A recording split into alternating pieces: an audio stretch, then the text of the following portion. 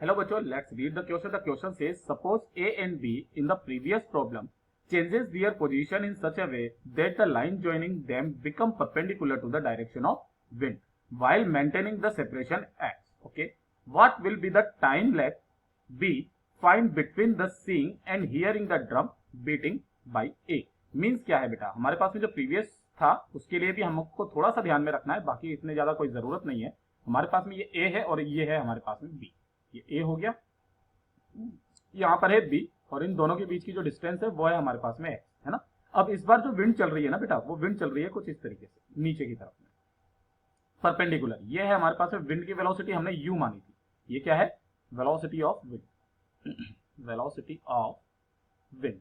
Okay, और जो हमारे पास में v जो है वो, अच्छा हमें यहां तक ये ड्रम सुन लेना चाहिए। तो अगर ये सीधा सीधा करेगा तो ये इसकी वेलोसिटी को थोड़ा सा नीचे कर देगा, नहीं सुन पाएगा, यानी कि हमें जो है वो कुछ इस डायरेक्शन में वेलोसिटी देनी पड़ेगी, है ना। ये क्या है? v, और v क्या है?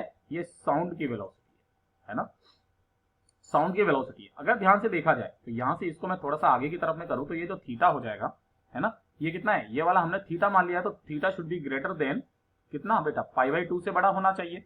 सिंपल सी चीज है। वेलोसिटी ऑफ विंड तो u है और वेलोसिटी ऑफ साउंड हमारे पास में v है, तो सिंपल सी चीज है, angle between the v and u is theta is greater than π/2 होना चाहिए, ठीक है। देन रिजल्टेंट, यहां से ये a ले लेते हैं और ये हमारे पास में बेटा कुछ भी है, तो ध्यान से देखिएगा बेटा, यहां पर रिजल्टेंट जो आ जाएगा इसका, रिजल्टेंट है ना, वो कितना आ जाएगा? AD वेक्टर, ठीक है, वो इज इक्वल टू कितना हो जाएगा? वो हो जाएगा हमारे पास में b का स्क्वायर प्लस u का स्क्वायर, ठीक है। तो ये आ गया हमारे पास। ओके, अच्छा v का स्क्वायर माइनस u का स्क्वायर होगा बेटा, क्यों? क्योंकि ये अपोजिट डायरेक्शन में है। तो यहां पर जो इसका रिजल्टेंट हम लोग यहां से निकाल देते हैं, तो ये आ जाएगा हमारे पास में v माइनस u के इक्वल आ जाएगा, है ना। तो यहां पर हम लोग कर देते हैं ये v square minus u square का under root. Here time taken by the light to reach b is neglect, है ना, ये तो हमें नेग्लेक्ट मानना है। So time lags between seeing and hearing is equal to किसके बराबर हो जाएगा बेटा? Time to hear the drum sound, that's it. तो जब हमारे पास में टाइम ही इतना है तो ध्यान से देखिएगा बेटा, अगर मैं टाइम निकालूंगा तो टाइम इज इक्वल टू कितना आ जाएगा? वो आ जाएगा displacement divided by velocity, displacement divided by कितना आ जाएगा हमारे पास में? Velocity, right. तो यह आ गया हमारे पास में डिस्प्लेसमेंट कितना देना है हमें? x, और वेलोसिटी कितनी होगी हमारे पास में? वो हो जाएगी v स्क्वायर माइनस का u स्क्वायर हो जाएगी, दैट्स इट। तो यानी कि जो हमारे पास में वैल्यूज आ जाएगी that is x divided by, इसको सॉल्व करते हैं तो ये आ जाएगा हमारे पास में v प्लस यू और v माइनस, है ना, v प्लस यू, और ये a square minus b square का फॉर्मूला लगा दीजिए, तो ये आ जाएगा हमारे पास में। इसको हमने सॉल्व किया तो x अपॉन, अच्छा ये वाली जो है ये हो जाएगा हमारे पास में x अपॉन t1। हम प्रीवियस जो सोल्यूशन वो है हमारे पास में उसके अंदर हम लोग ये चीज निकाल चुके हैं जस्ट इससे पहले वाले क्वेश्चन में, और माइनस का ये आता है हमारे पास में x बाई t2, ठीक है।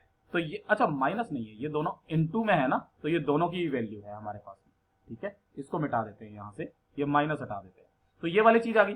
x जो है हम लोग ऊपर नीचे से ले लेते हैं कॉमन, तो यहां से जो हमारे पास में t आ जाएगा, t इज इक्वल टू वो कितना आ जाएगा? x कॉमन ले लिया, ये कॉमन ले लिया, t1 t2 ये ऊपर चला जाएगा अंडर रूट में।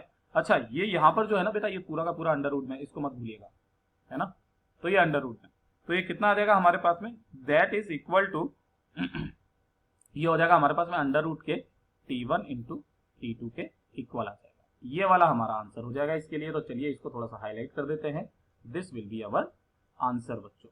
Hope you understood it well. All the best.